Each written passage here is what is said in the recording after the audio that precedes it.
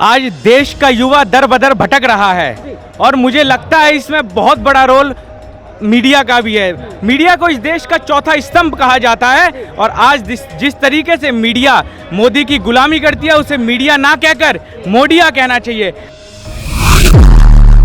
सिर्फ और सिर्फ झूठ की राजनीति चालू करी है। जो मोदी सरकार जब जब डरती आई है, जब जब पुलिस को आगे करती है, जैसे कि आप मेरे पीछे प्रशासन को देख रहे हैं, प्रशासन को मोदी ने आगे कर रखा है और देश के युवाओं को आज रोड पे आज के उतरना पड़ रहा है। आज एक देश के युवा को नौकरी ढूंढने के लिए एक 20,000 की जॉब के लिए भी पता नहीं कितनी मजदूरी करनी पड़ रही है और जो उसके एजुकेशन के हिसाब से उसको नौकरी मिलनी चाहिए वो नौकरी नहीं है। ये बात करते हैं औरंगजेब की, ये बात करते हैं बाबर की, लेकिन इनसे पूछने जाओ कि नौकरी क्यों नहीं दे रहे तो कहते हैं आगे मिलेगी, आगे मिलेगी। रोजगार देंगे तो रोजगार है तो फिर ये जंजीरों में क्यों झगड़ के ला रहे? आप कह रहे ट्रंप हमारा दोस्त है तो ट्रंप दोस्त है तो ट्रंप कहाँ दोस्ती मानता है? कल परसों कुणाल कामरा ने एक वीडियो बनाई जिसके ऊपर इतना बवाल हुआ, हैबिटेट के सेंटर को तोड़ने का कार्य किया। ये किस तरीके की हम भारत में जा रहे हैं? ये देश गांधी का देश है, ये देश गॉडसे और सावरकर का नहीं है। लेकिन मैं आपके चैनल के माध्यम से बताना चाहता हूं, बनारस में नरेंद्र मोदी 1.5 लाख वोटों से जीते थे, 7 राउंड अजय राय से पीछे थे। तो युवाओं ने मैसेज दे दिया है, अगर इनकी सत्ता ताकत ना हो, बेईमानी ना हो, ईवीएम सेट ना हो, वोटर लिस्ट से नाम न कटे तो ये सरकार अब तक हार चुकी होती।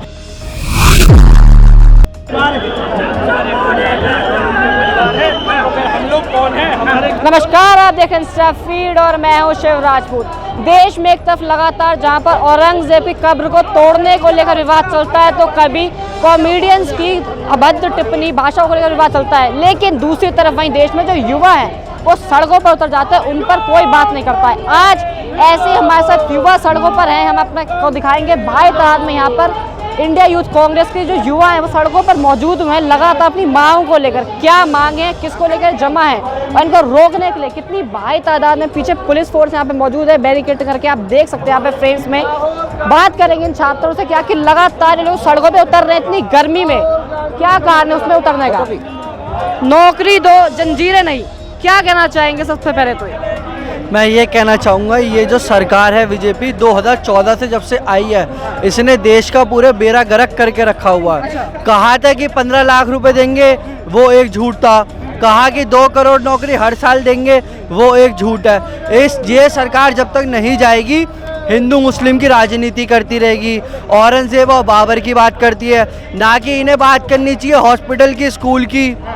और अभी दिल्ली के अंदर सरकार बन चुकी है इनकी बीजेपी की, जो रेखा मैडम जी है वो बनी है चीफ मिनिस्टर। उन्होंने कहा था कि इन्होंने स्कीम दी 2500 रुपये हर महिला को हर महीने देंगे, 500 को गैस सिलेंडर देंगे।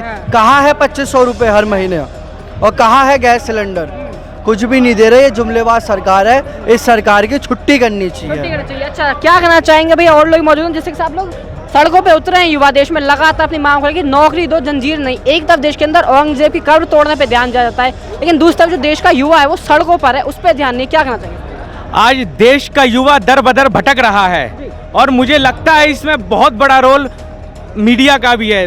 मीडिया को इस देश का चौथा स्तंभ कहा जाता है और आज जिस तरीके से मीडिया मोदी की गुलामी करती है उसे मीडिया ना कहकर मोडिया कहना चाहिए। आप देखिए आज लगभग 35 डिग्री सेल्सियस है, झुलसती गर्मी है और इतना युवा आज देश की सड़कों पर है, दिल्ली की सड़कों पर है और नरेंद्र मोदी की तानाशाही सरकार से यह आवाज़ उठाकर बोल रहा है कि मुझे नौकरी दो, जंजीरें नहीं। ये बात करते हैं औरंगजेब की, ये बात करते हैं बाबर की, लेकिन इनसे पूछने जाओ कि नौकरी क्यों नहीं दे रहे तो कहते हैं आगे मिलेगी, आगे मिलेगी। जिस तरीके से लोगों को टरकाया जा रहा है, लोगों के मन में हिंसा का भाव पैदा किया जा रहा है।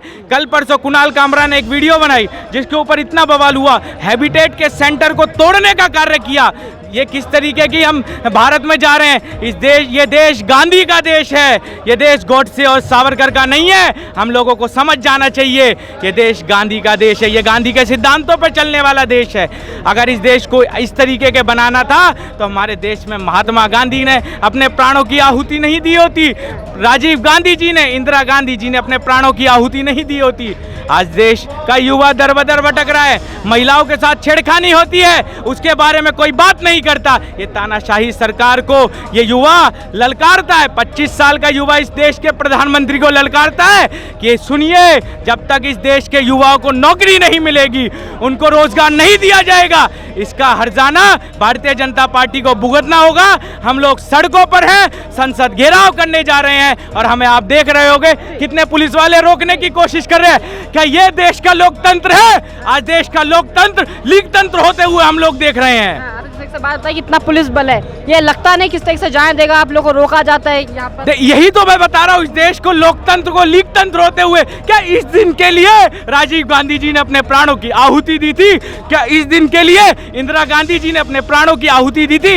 ये देश गांधी का देश है, मैं बार बार बोल रहा हूँ, ये देश गांधी का देश है, ये देश सावरकर और गॉडसे का देश नहीं है। क्या लगता है फिर आगे क्या रणनीति हुई, कब तक देश का युवा जो सड़कों पर इस तरीके से आता रहेगा? देखिए, हमें या तो मार लीजिए, हमें गिरफ्तार कर लीजिए, हमें फांसी पर चढ़ा लीजिए, हमारा देश का युवा, यूथ कांग्रेस का युवा सड़कों पर है और जब तक हमें रोजगार नहीं मिल जाता हम लोग सड़कों पर लड़ाई करेंगे, उसके बाद अंजाम चाहे जो भी हो। आज जो देश के हालात हैं वो देखते हुए आप सबसे पहले ये चीज़ देखिए कि देश का युवा युवा को जिस चीज़ की ज़रूरत होती है, नौकरी की, जिस नौकरी के दम पे वो लोग यहाँ आए थे, बीजेपी सरकार जिस नौकरी के दम पे सरकार बनाई थी, वो नौकरी की सिर्फ और सिर्फ जुमलेबाजी दी गई थी। आपने एक माध्यम से सुना होगा, गृह मंत्री ने खुद इस बात को स्वीकार करा था कि वो जो पार्टी होती है वो सिर्फ जुमले के बाद, इलेक्शन के टाइम पे जुमला दिया जाता है, उसके बाद चीज़ों को भूल दिया जाता है। तो क्या देश का जो युवा है वो जुमलेबाजी के वो ऊपर जाके रह जाएगा? अगर देश के युवा को नौकरी नहीं देंगे तो देश का बेड़ा गर्क होते जा रहा है। मोदी सरकार ने सिर्फ और सिर्फ झूठ की राजनीति चालू करी है। जो मोदी सरकार जब जब डरती आई है, जब जब पुलिस को आगे करती है, जैसे कि आप मेरे पीछे प्रशासन को देख रहे हैं, प्रशासन को मोदी ने आगे कर रखा है और देश के युवाओं को आज रोड पे आज पे उतरना पड़ रहा है। आज एक देश के युवा को नौकरी ढूंढने के लिए एक 20,000 की जॉब के लिए भी पता नहीं कितनी मजदूरी करनी पड़ रही है और जो उसके एजुकेशन के हिसाब से उसको नौकरी मिलनी चाहिए वो नौकरी नहीं है। जहां गवर्नमेंट जॉब की बात करी जाए, गवर्नमेंट जॉब को भी देखा जाए तो उसको भी प्राइवेट में कर दिया गया और वो प्राइवेट जॉब सिर्फ और सिर्फ उसको मिल रही है जो बीजेपी सरकार के चमचे हैं और सिर्फ उसी को मिल रही है और किसी लोगों को नौकरी का कोई हिसाब नहीं है। तो अपना युवा जो देश का युवा वो अपना घर बार कैसे संभालेगा, अपनी फैमिली कैसे संभालेगा? अच्छा, ये जो आपने लिखा है कि नौकरी दो जंजीरें नहीं, क्या कहना चाहिए? जंजीरें दे रही है, ये जंजीर ये क्या है कि जो विदेश में भारतीय छात्र पढ़ रहे हैं उनको अमेरिका में अवैध रूप से वीजा का कहकर जंजीरों में जकड़ कर ला रहे हैं भारत में। 56 इंच के प्रधानमंत्री को शर्म आनी चाहिए। वो कह रहे हैं कि हम रोजगार देंगे, तो रोजगार है तो फिर ये जंजीरों में क्यों जकड़ के ला रहे हैं? आप कह रहे ट्रंप हमारा दोस्त है, तो ट्रंप दोस्त है तो ट्रंप कहाँ दोस्ती मानता है? देश में आज भयंकर बेरोजगारी है, भयंकर महंगाई है, भयंकर हालात हो रखे हैं। आने वाले वक्त में देश गुलामी की ओर वापस जा रहा है। मोदी जिस चीज की बात करते हैं कि हमारा देश तरक्की कर रहा है, हमारा देश तरक्की, ये बहुत शर्मनाक बात है कि ट्रम्प के साथ दोस्ती होने के बाद भी हमारे हिंदुस्तान के युवाओं को वहां से जंजीरों में यहाँ दिल्ली लाया जा रहा है, इंडिया लाया जा रहा है। ये बहुत शर्म की बात है। मोदी को इस्तीफा दे देना चाहिए। एक लाल संविधान लेकर उतरे थे वो, और उसकी शुरुआत उन्होंने यूपी से की। यूपी की जनता ने 400 पार का नारा, इनका जो नारा था 400 पार का, उसको तोड़ने का कार्य किया। बिल्कुल, अगर आपने जिस तरह से बात करी, आपने मुद्दा उठा कि हिंदू मुस्लिम करने वाली सरकार है, तो देश के अंदर कुछ दिन पहले मुद्दा करना था कि औरंगजेब की कब्र का, मगर ये जो छात्र हैं, युवा हैं, आपने बोला कि मुद्दों से भटकाया जाता है, वो सड़कों पर है, क्या कहना चाहेंगे? देखिए, आप भी जानते हैं सरकार के पास बीजेपी आरएसएस पर मुद्दा क्या है। आप बताओ कोई मुद्दा है? आप अगर रोजगार की बात करेंगे तो कहेंगे भाई हिंदू खतरे में है, औरंगजेब की कब्र वहाँ खुदी हुई है, संभल का मुद्दा उठा लेते हैं, बनारस का मुद्दा उठा लेते हैं। बनारस की बात करता हूँ, मैं बनारस का रहने वाला हूँ। बनारस में बाबा विश्वनाथ का भव्य मंदिर बन गया, उसके लिए मैं मोदी जी का तहे दिल से शुक्रिया करता हूँ। लेकिन राहुल जी ने संसद में क्या बोला? उन्होंने इससे काम नहीं चलेगा, हमें रोजगार चाहिए। इस भारतवर्ष में अगर युवाओं की, पिछड़ों की, किसानों की अगर कोई लड़ाई लड़ रहा है तो एक नेता है, वो राहुल गांधी है।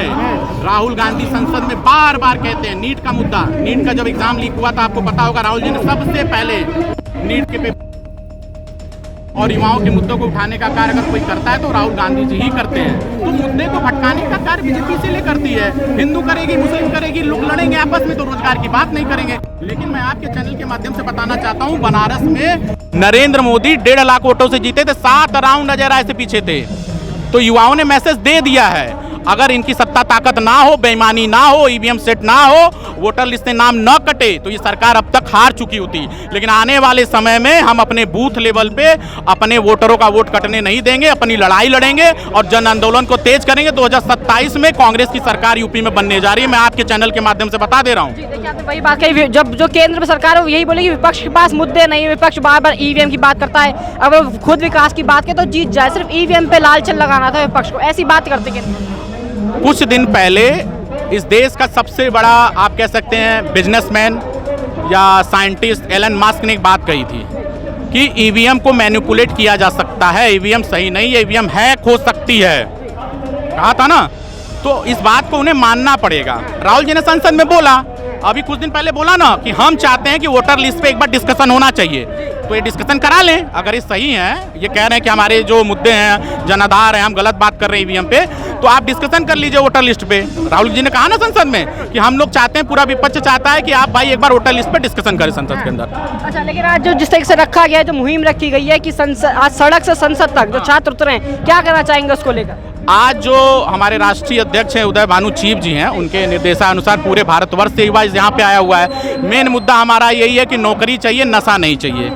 ठीक है, नशा क्या है? नशा हिंदू मुस्लिम के नाम का है, ये इसको भी नशा कह सकते हैं आप। उसके बाद पूरे भारतवर्ष में आप भी जानते हैं सारे युवा फोन के नशे में घुसे हुए हैं, दिन भर रील इंस्टाग्राम चलाते रहते हैं। और एक दूसरा नशा है, अल्कोहल का सेवन कर रहे हैं, पढ़ाई लिखाई नहीं होती, फ्रस्ट्रेशन होता है तो उसकी तरफ जा रहे हैं, तो नौकरी पे ध्यान नहीं है।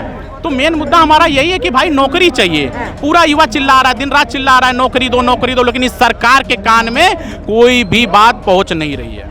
क्या लग रहा है बात पहुंचेगी सरकार में? जिस सब युवा जो है सड़कों पर उतरना चालू हो गया है, क्योंकि आप बोल रहे हैं एक तरफ बात नहीं पहुंचती कान में, तो ये बात पहुंचेगी, आवाज पहुंचेगी?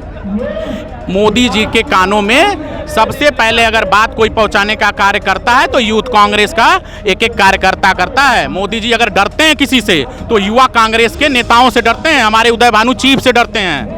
अगर मोदी को किसी से डर है तो यूथ कांग्रेस से, राहुल जी के बब्बर शेरों से डर है उनको। क्या रणनीति होने वाली है फिर यूथ कांग्रेस की अब आगे, अगर बात नहीं सुनी? आगे की रणनीति हमारी है कि उदय भानु चीफ जब राष्ट्रीय अध्यक्ष बने, उनका पहला कार्यक्रम है, सफल कार्यक्रम है ये। इसके बाद पूरे भारतवर्ष में प्रदेश लेवल पे, आपके ब्लॉक लेवल पे, बूथ लेवल पे यूथ कांग्रेस प्रदर्शन करने जा रही है।